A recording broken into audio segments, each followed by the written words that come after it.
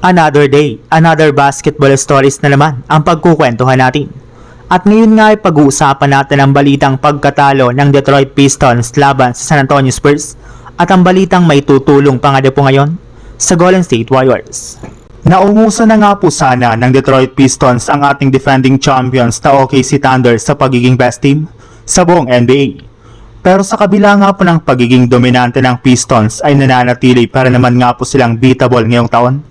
Katulad na lang ng nangyaring game nila kanina laban sa San Antonio Spurs kung saan natalo nga po sila dito sa score na 114-103. Hindi nga po dito naging sapat ang nagawang performance ni Jalen Duren na nagtala ng 25 points since lahat nga po ng kanyang mga teammates ay nag-struggle lalong-lalo na si Cade Cunningham na nakakuha lang ng 16 points sa kanyang 5 out of 26 shooting sa field goal at 2 out of 9 shooting naman sa 3-point line. Nakagawa rin naman nga po ito ng 5 turnovers sa kanyang minus 18 pagdating sa efficiency. Habang naging mainit rin naman nga po ang shooting ng Spurs sa paunguna ni Devin Vassell na gumawa ng 28 points at si Victor Wembanyama na kumuha naman ng 21 points. Sa ibang balita naman, matapos nga po ang impressive na panalo ng Golden State Warriors sa kanilang last game laban sa Denver Nuggets, ay magkakaroon nga po ang kanilang team ng back-to-back 2 road games laban sa New Orleans Pelicans at Memphis Grizzlies.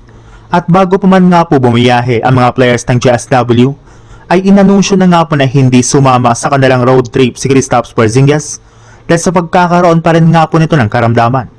Yes, hanggang ngayon ay hindi para naman nga po siya gumagaling kaya mapipilitan na naman nga po ang GSW na maglaro ngayon nang walang kanilang big man. Buti na lang hindi rin naman nga po ganon kalakasan ang Memphis at Pelicans na kabilang sa mga pinakamahinang team sa Western Conference.